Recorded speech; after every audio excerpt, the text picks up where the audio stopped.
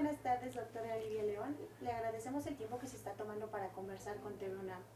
Para iniciar, nos gustaría que nos mencionara cuál es la labor y el objetivo del Museo de Zoología.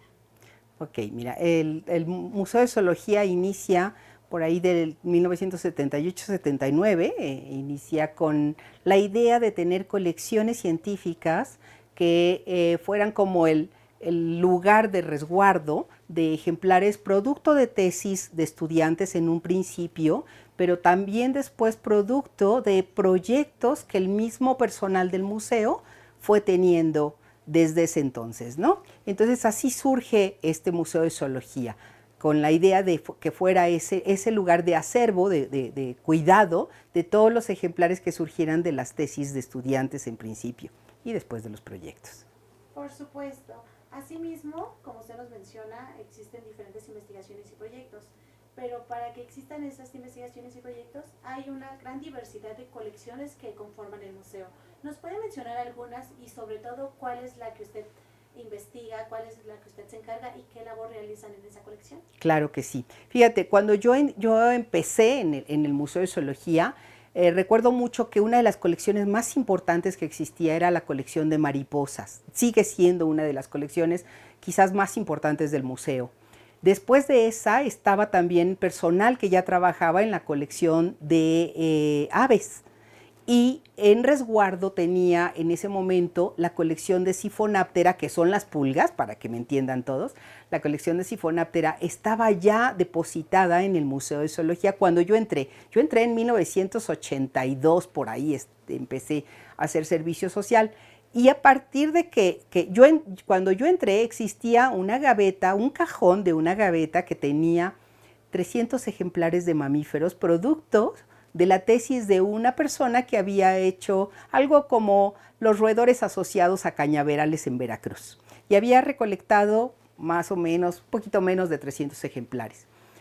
Y en ese entonces empiezo yo a trabajar porque a mí me gustaban los mamíferos. Yo no te puedo decir cuál es más o cuál es menos. Yo quería trabajar con mamíferos grandotes, no sabía en ese entonces que pues era el grupo más difícil de trabajar, ¿no? A mí me gustaban los jaguares, me gustaban los pumas, pero bueno, no era tan fácil trabajar con ellos. Y entonces me dicen que si yo quería trabajar con mamíferos, me proponían empezar a preparar los murciélagos que caían en las redes donde caían las aves. Así es que yo empiezo ahí a conocer a los murciélagos, ¿no? A conocer ese mundo tan maravilloso y hacerme cargo de los poquitos ejemplares que existían en ese momento en la colección. Así es que ya te contesté la pregunta de ¿a qué me dedico yo? Yo soy la curadora de la colección de mamíferos de este museo. Y al ser usted la curadora de esa colección, ¿nos puede decir cuál es el número aproximado de ejemplares que existen y cuáles son los tipos de mamíferos? Digo, son muchísimos, pero ¿nos puede mencionar algunos de ellos? ¿Y cuál es la investigación o labor que ustedes realizan teniendo como objeto de estudio los mamíferos? Claro que sí, con mucho gusto. Mira, en principio te diría que tenemos catalogados cerca de 18,000 ejemplares. Por catalogar todavía nos faltan, quizás podamos estar llegando a los 20,000 ejemplares, pero bueno, catalogados 18,000. Y de ese grupo, lo más representado que tenemos en la colección son el grupo de Chiroptera y Rodentia, o sea, roedores y murciélagos. ¿Por qué razón? Pues la razón más sencilla es que son los grupos más diversos en México y en el mundo, de mamíferos, dentro del grupo de los mamíferos. Son los más diversos y son a los que yo me dedico. Esos son los dos grupos con los que más se han realizado tesis en este museo, con los que más hemos hecho investigación, proyectos de investigación. Sin embargo, tenemos representantes de casi todos los órdenes de mamíferos que existen en México. No todos, pero casi todos los órdenes.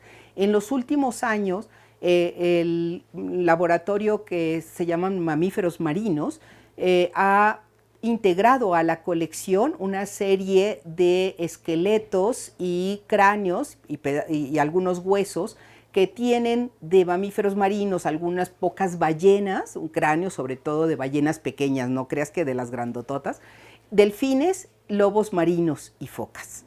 Entonces, Antes nada más era la representación de mamíferos terrestres. Ahora que ellos han ingresado estos ejemplares junto a la colección de mamíferos, ya tenemos representantes de cetáceos.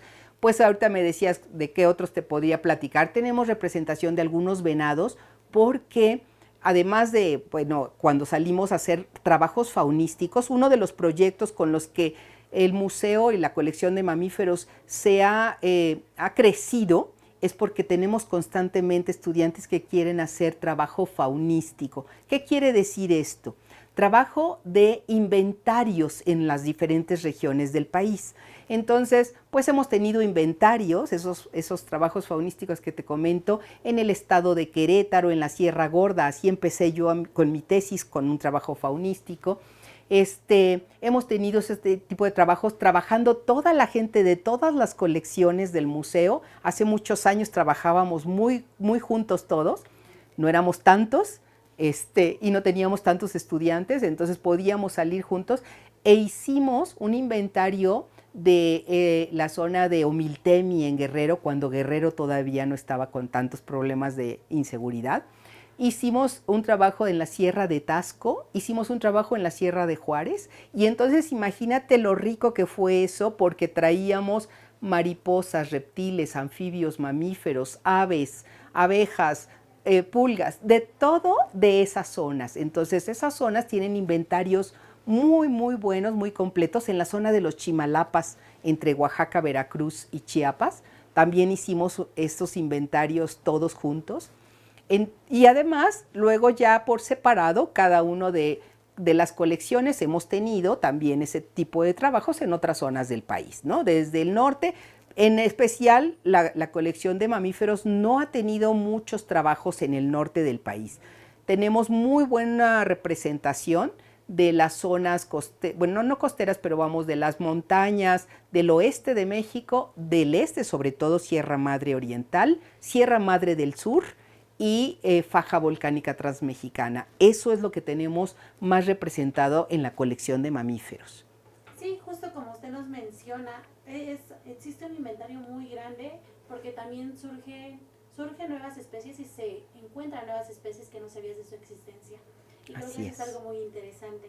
Algo con lo que me gustaría concluir y que es muy curioso, sobre todo porque usted lo mencionó, que se dedica a uno de los mamíferos que más se dedica es al murciélago. Y bueno, ¿nos puede platicar un poco desde su experiencia cómo es que nombraron a un murciélago con su nombre y qué se ha significado para usted realizar esta labor de investigación? Claro que sí. Antes de decirte esta partecita de por qué le ponen mi nombre, también me gustaría platicarte de proyectos que me parece muy interesante que sepa el público en general, que no solamente son estos inventarios y tener el registro de las especies en una zona o en una amplia región de México, sino también proyectos que están asociados con los ejemplares. Por ejemplo, hay una chica de doctorado que está haciendo un trabajo de identificar, bueno, más bien en los mamíferos pequeños, tomarlos como biomonitores. Y eso está interesantísimo porque ella está buscando cantidades de mercurio en los mamíferos para poder saber si ellos mantienen tasas bajas en zonas contaminadas del país. En este caso, en Valle de Mezquital, otra estudiante que ya hizo su tesis ahí también hizo metales pesados en estos mamíferos. Entonces, decirles que estos trabajos no solamente del inventario, sino también trabajo con los mamíferos como biomonitores, trabajo con los mamíferos como estos informadores de historias biogeográficas, historias filogeográficas, que es lo que estamos haciendo. Ahora tenemos un proyecto de CONACYT en el cual estamos tratando de determinar los patrones de diversidad genética de algunas especies, en este caso otra vez con murciélagos.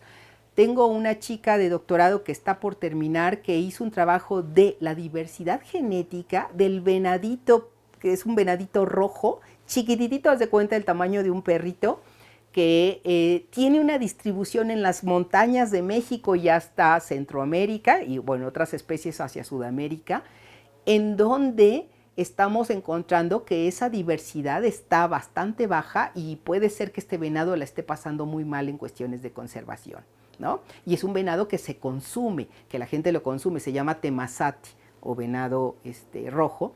Y este trabajo que es con una especie, al haber hecho el proyecto con esta especie, también hicimos junto con él el inventario de los mamíferos que viven asociados a estos venados. Y esto fue en la sierra de Hidalgo, en una de las sierras de Hidalgo, cerca de Tenango de Doria. Y entonces la riqueza de que cada uno de estos proyectos, además de saber sobre la conservación, sobre el estatus que guarda esa especie ahorita en cuestiones de diversidad genética, además entonces aprovechamos para en las salidas ir a tomar muestras de todos los demás mamíferos que están asociados y saber cómo está la comunidad de mamíferos al menos, ¿no? Entonces, bueno, eso para ampliar un poquito más la cantidad de proyectos que tenemos en este museo asociados a los mamíferos. Y ahora sí te platico sobre lo de esta especie, que para mí ha sido, bueno, una alegría, ya te imaginarás, impresionante que un mamífero lleve mi nombre. Me siento muy honrada y muy agradecida. Y todo surgió, creo yo, que ya eso lo tendrían que platicar los autores del trabajo. Resultó que hace ya varios años un chico haciendo su trabajo de maestría con una doctora que se llama Cristina McSweeney de la Universidad Veracruzana, tenía la intención de trabajar un murciélago, que ahorita les enseño, parecido a un murciélago que él tenía los antecedentes o había leído por ahí que parecía que tenía características distintas al resto de la especie que se conocía en México. La especie, digamos, de más amplia distribución, de la cual sale esta nueva, se llama Corrynorhinus mexicanus. Es un murciélago orejón, ahorita se los enseño, que tiene una distribución más o menos amplia en el país, pero del cual no se habían hecho muchos estudios taxonómicos. Se sabía poco, se alimenta de insectos, es una especie, ya te comentaba yo, de orejas largas, pequeñito. El caso es que ellos porque ella se arma de un grupo de especialistas, conocedores de murciélagos, empiezan a estudiar, y este chico muy, muy dedicado empieza a estudiar las características del cráneo, las características de los dientes, de la mandíbula y todo, y se dan cuenta que las poblaciones del norte de México, Coahuila, Tamaulipas y Nuevo León, son distintas al resto de la distribución de esa especie. Y en algún momento me traen los ejemplares para que yo guarde esos ejemplares como los holotipos, porque ella en su institución no hay una colección de mamíferos. Otro de los profesores trabaja en el Politécnico, allá sí hay colección de mamíferos, pero decidieron por alguna razón, sobre todo la doctora Cristina, que aquí era el lugar donde podían guardar. A estos se les llaman holotipos, los ejemplares con los cuales se basa la descripción de la nueva especie. Y de pronto cuando sale el artículo, el día que sale el artículo, me contactan por Zoom y me dicen: Livia, tienes que abrir una caja nueva, un cajón nuevo en la colección para poner un nombre nuevo.